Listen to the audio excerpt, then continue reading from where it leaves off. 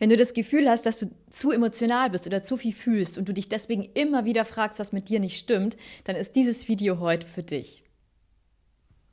Jahrelang dachte ich, meine Emotionen seien das Problem, dass ich zu sensibel bin, zu emotional, zu viel.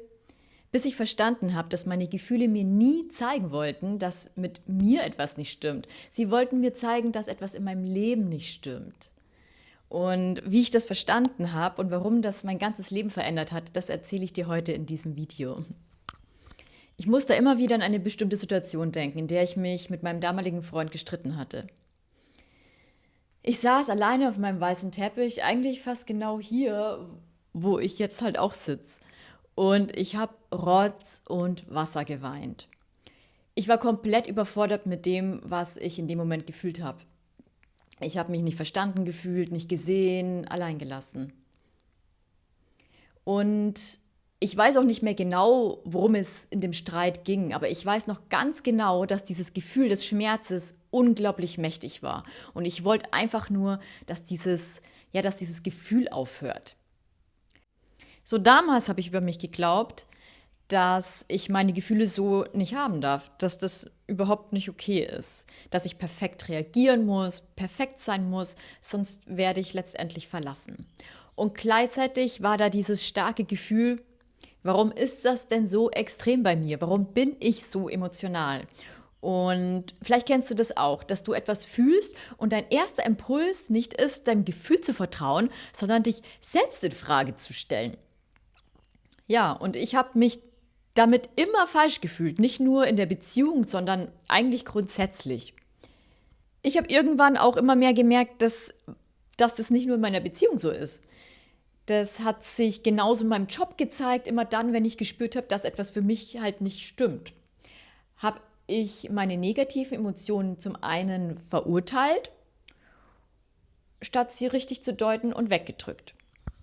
Ich wollte meine Emotionen unbedingt loswerden. Ich wollte nicht so fühlen, weil ich gedacht habe, wenn ich so bin, bin ich anstrengend. Wenn ich so bin, werde ich abgelehnt.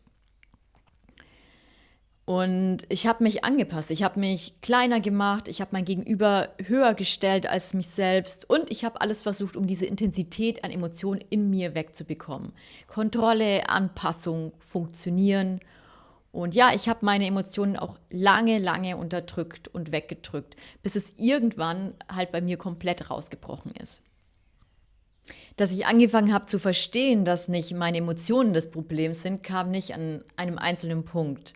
Das war wirklich ein Prozess. Und während ich heute darauf zurückschaue, merke ich, ich habe schon in der Beziehung angefangen, das zu hinterfragen. Aber wirklich bewusst wurde es mir eigentlich erst deutlich später. Gehen wir also nochmal zurück auf den weißen Teppich. Ich saß dort mit diesem extrem starken Schmerz in mir.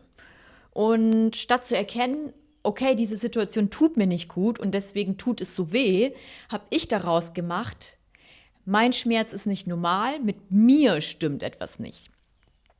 Ja, und ich habe also nicht nur meine Emotionen nicht vertraut, sondern auch noch die Stärke, die Intensität meiner Emotionen sozusagen verurteilt.